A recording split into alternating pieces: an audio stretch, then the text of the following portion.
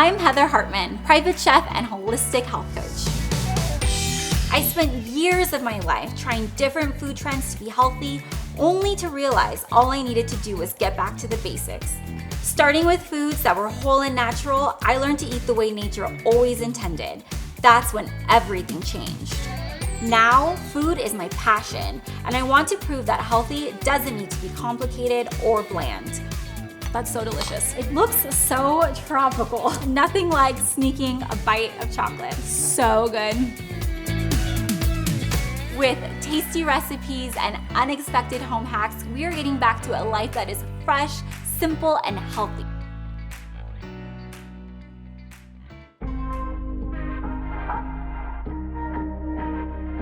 So I grew up in a huge family. I was always surrounded by food and women who really knew how to cook.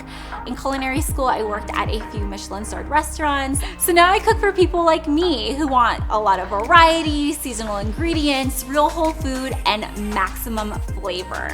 In addition to private chefing, I am also a certified holistic health coach. I meet people where they are and help them be their healthiest, best self. Fresh, simple, healthy is my philosophy on life. I like to get the freshest ingredients, use them in the simplest way, and be my healthiest self. Self-care and home care are very important to me and are tied more than you would think. I think that food is really the gateway into paying attention to the ingredients in your home care and beauty products. The scents that we use in our home, anything from candles, which is not something that you would normally think of as having unnatural or unsafe ingredients, to even scent plugins. Once you start paying attention to food labels, this will really trickle down to so many other areas of your life and make a huge difference.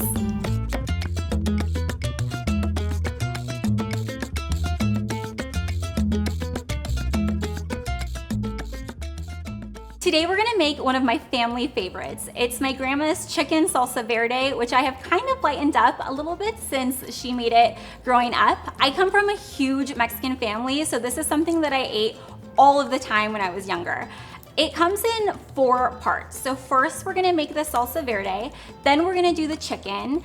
Next, we're gonna assemble all of the toppings, and then we're gonna assemble the enchiladas and bake them. It's gonna be so good. I'm so excited to show you this recipe. So first, we're gonna start with the salsa verde. We're going to broil all of the ingredients so that it gets nice and charred and adds just that extra oomph to your recipe. We're gonna start with some tomatillos, a white onion, and then also some jalapenos. I really recommend wearing gloves when you're handling jalapenos so you don't get seeds and the juices of the jalapenos in your eyes or on your skin. I've done that before 100 times and it is the worst. I've definitely learned my lesson. So first we're gonna start with the tomatillos. I have about 2 pounds of tomatillos here. When you get tomatillos from the store, they come with this green husk over them. It's really easy to just pull off. So we're gonna just take the skin off all of these tomatillos and then cut them in half and put them on this baking sheet. I love tomatillos. I think that it adds just a nice freshness to a salsa recipe. I've also made salsa with other ingredients like peaches, apricots, mangoes. Really, if you have a white onion or a red onion, some lime, a little salt, maybe a jalapeno if you like something spicy, you can add in really anything and it'll make a nice salsa. Other ingredients that I like to use are obviously tomatoes. With tomatoes, you can do basically anything. Cherry tomatoes, heirloom tomatoes, something with like lots of color would work well as well. I really just like to play with whatever is in season. Tomatillos are pretty much always found in the store, so you shouldn't have any trouble finding them. Really the hardest part is this, just taking the husk off. Sometimes they'll have a little wax on them. These ones seem fine. They don't really have any residue, but if they do, I would just run them under some warm water and that'll remove the wax really easily. Okay, so now we are going to half all of the tomatillos. And when you cut into them, you'll notice that they kind of look like a green tomato, but just a little bit more dense.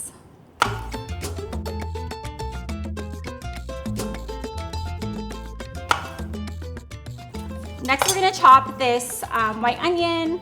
We are going to just roughly chop it. It doesn't need to be perfect. This is a pretty big white onion, so I think I'm actually only gonna use half of it, and we'll cut it into quarters. Okay, so this is just quartered, and I am going to spread it all over the pan. Okay, so to handle the jalapenos, you have your gloves on. We're just gonna remove the top part of each of the jalapenos, and then we are going to slice them lengthwise, like this. You'll see the seeds and the membrane. These are the ingredients that hold all of the heat. For this recipe, I'm gonna remove all of that. I love spice, but sometimes the membrane and the seeds can be a little overpowering. So we're gonna put these whole jalapenos, or halved jalapenos, right into the pan. So first we're gonna use some Himalayan salt. You can also use a white salt if you'd like. This is just my preferred salt, a little bit of pepper, just a pinch of both. And then we're gonna add some avocado oil. Avocado oil has a really high smoke point, so that's why I like to use it when I'm broiling. So we're gonna just put all of these ingredients inside of the oven. All of the ingredients for the salsa are broiling. We're gonna do the chicken, but before we start the chicken, I wanna show you a super easy hack with glass containers. I love using glass as much as possible. I've tried my best to really eliminate any plastic use in the kitchen. And one of my favorite ways is with these glass containers. I love them because you can put your produce in them and it'll really enhance the length of your produce. One other thing about glass containers versus plastic containers is that every time you use a spoon or a fork or a spatula and scrape the plastic container, you're actually scraping really small pieces of plastic. There is no safe consumption for plastic, so using glass containers is really safer for you, safer for the family, enhances the length of your produce, and really just makes storage so much easier. So I mentioned earlier that my grandma used to make this all the time, and I've taken her recipe and kind of lightened it up.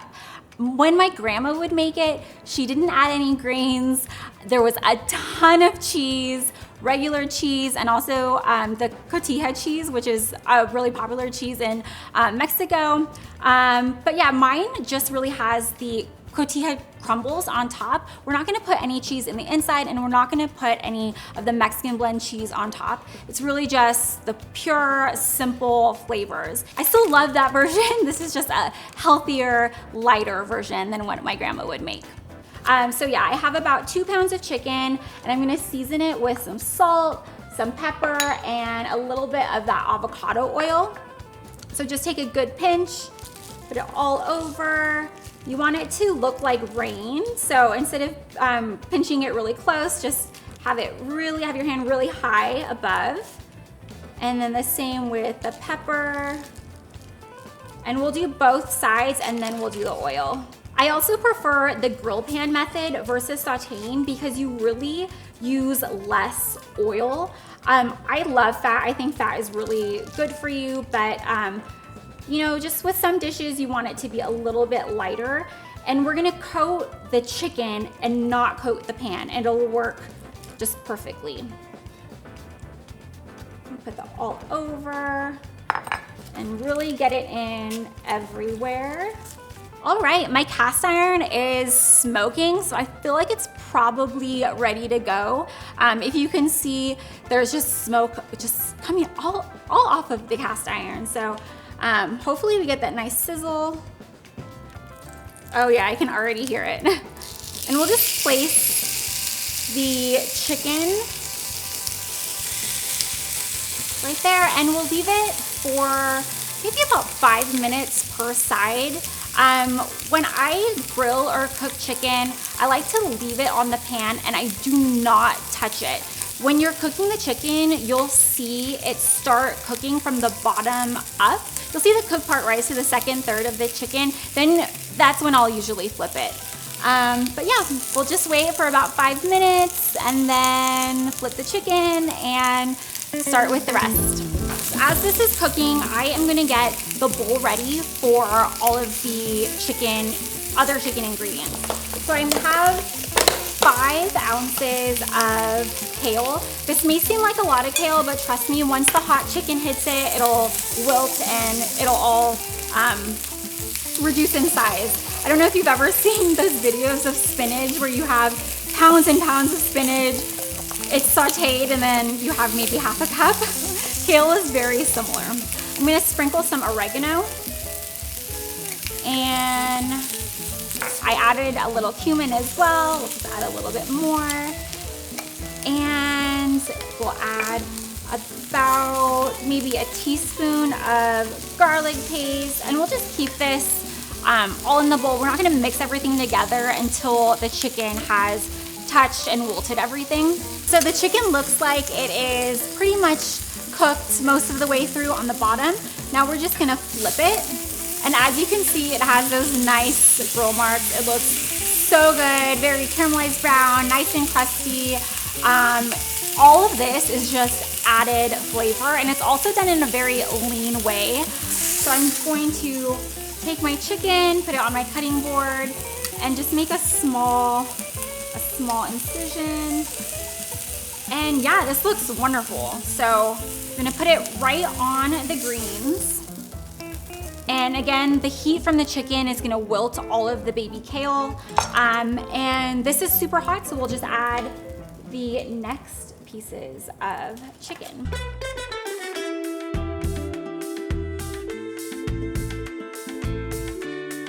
As you can see, we have some nice char marks all over the onions.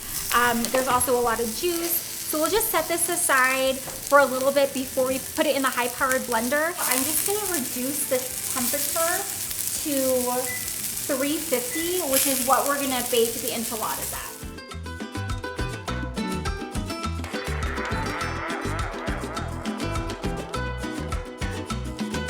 Okay, so the last pieces of chicken are finished cooking. I put them right on top of the baby kale.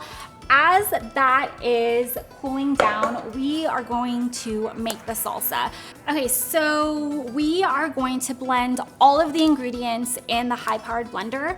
All of the ingredients that have been roasting, a full bunch of cilantro, and maybe 1 or 2 limes. We're gonna taste it along the way just to see how much lime juice it actually needs. I think one of the easiest ways to do this is to pour it directly from the oil.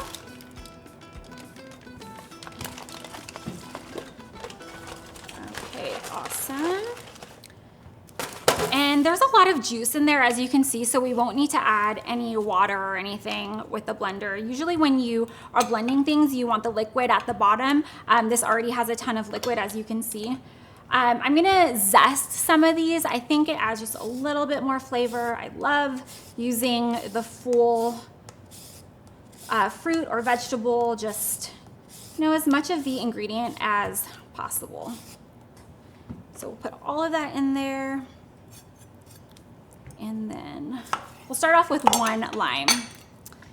And then after everything is blended, we'll check the seasonings. Probably gonna need salt, it'll probably need pepper, maybe a little bit more lime, but I think less is more. So we'll blend everything, taste it, and then see what it needs.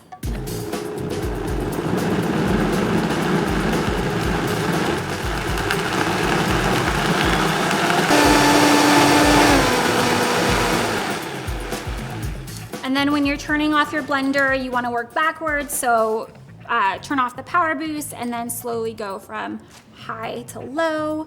This looks really good already. I love the consistency. We'll taste it and see what it needs. 100% more salt. So it has a really nice heat, and I think that the acid flavor is really good. We just need to add a tiny bit more salt.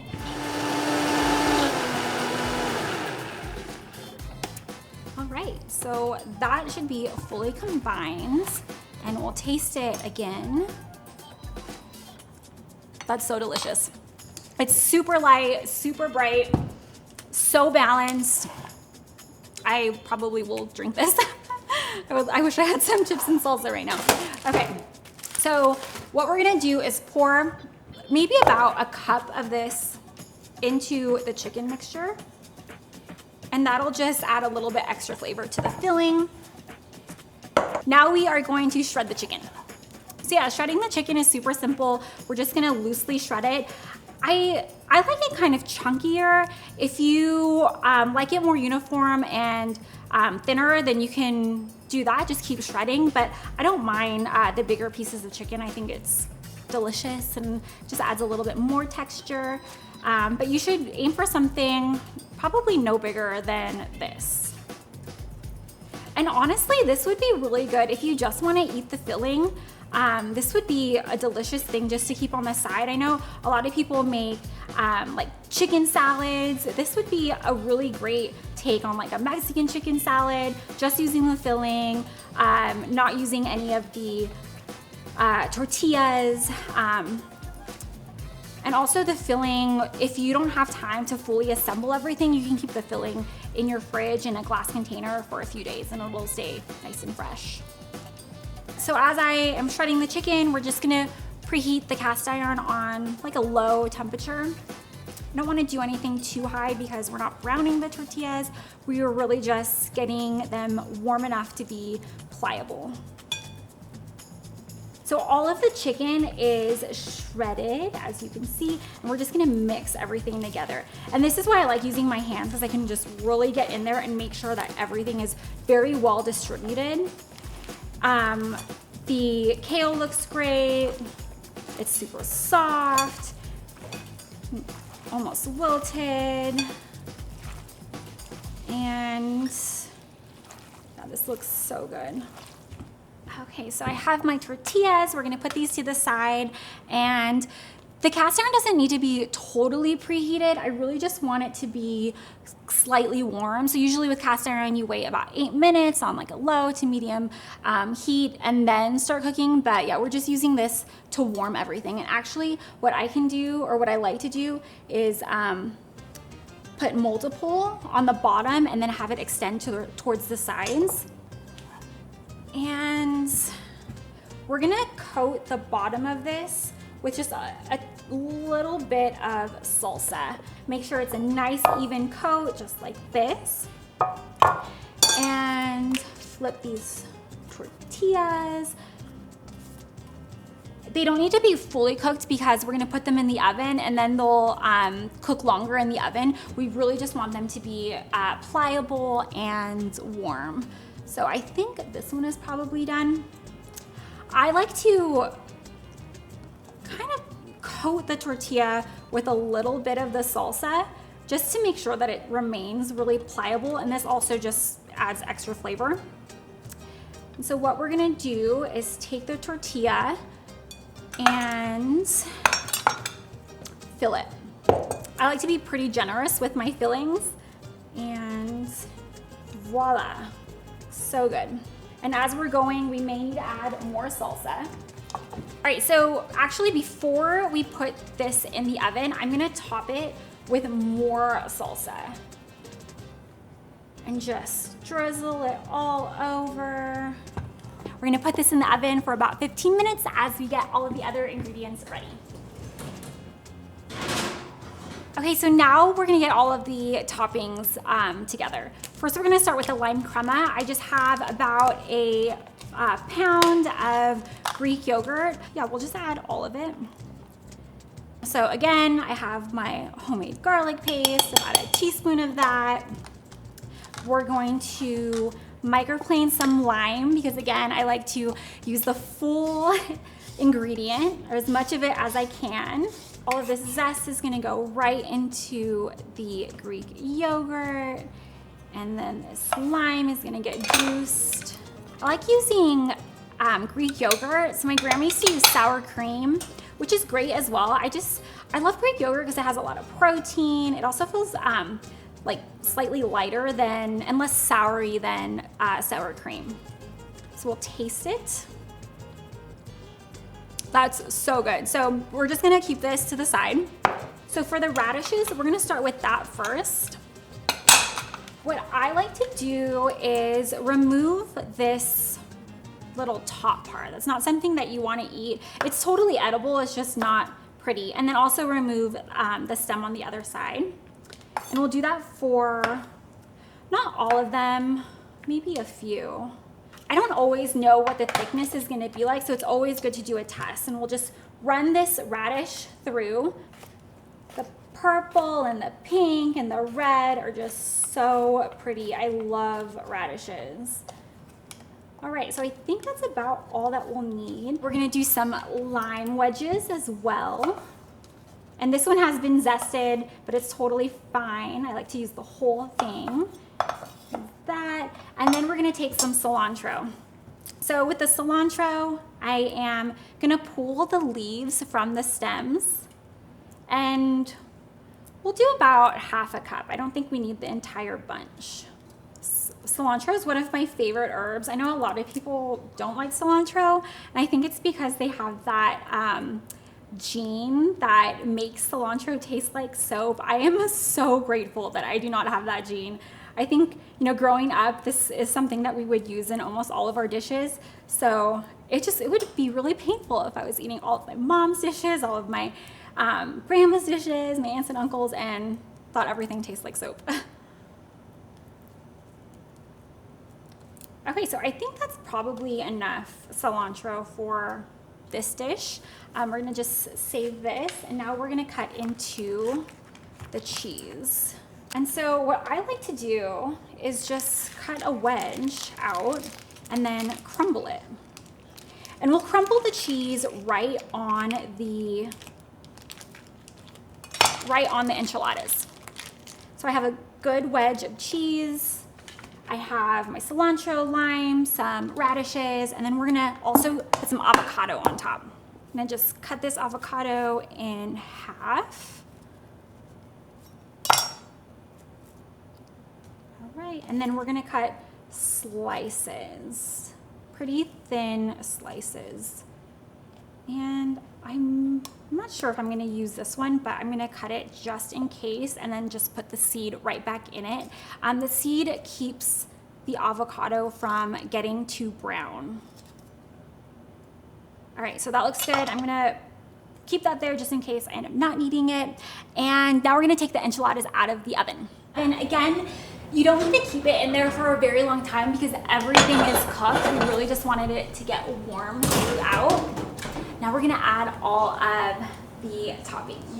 Okay, so the enchiladas are out of the oven. Now we're gonna add all of the toppings. So there's two ways you can do this. You can either add the toppings directly to the enchiladas, or you can set out all of the toppings on a table and allow people to add toppings themselves. I know my family likes me to just do all of the work, so I'm gonna do it for them.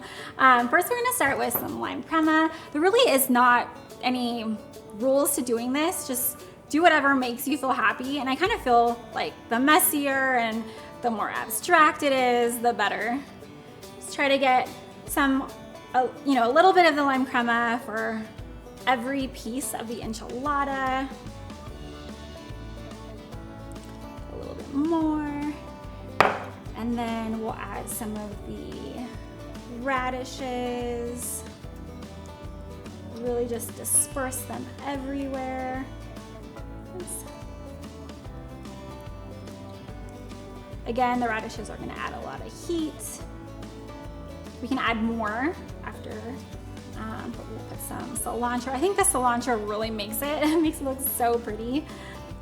So we'll take some avocado slices. My family, we're like huge avocado people. I could eat a whole avocado all to myself in one sitting. They're so delicious. Oh yeah, I'm so glad that I cut that second half because I'm definitely going to need it. All right, that looks really good. Now, I think I'm gonna put a little bit more of the radishes just to brighten everything up. I love the purple and the green and the pink and the red together. It's so colorful, so pretty. Now we're taking some of that cheese and we're just gonna crumble it all over the enchiladas. I'm a big texture person. I love touching everything, so this is very satisfying for me. All right, this looks so good. So yeah, here is my chicken salsa verde enchiladas based on the enchiladas I ate growing up with my grandma. Yeah, it's so delicious. I'm just gonna keep the lime on the side for anyone who wants extra lime.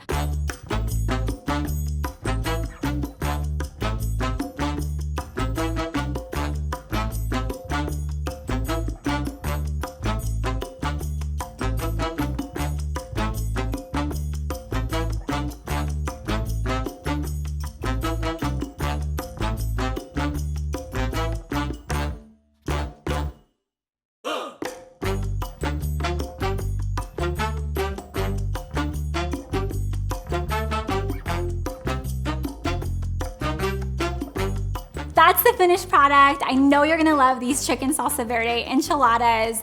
I know my family does. Definitely not my grandma's recipe, but something she totally will approve of. I know that your family will absolutely love this and will ask for it again and again.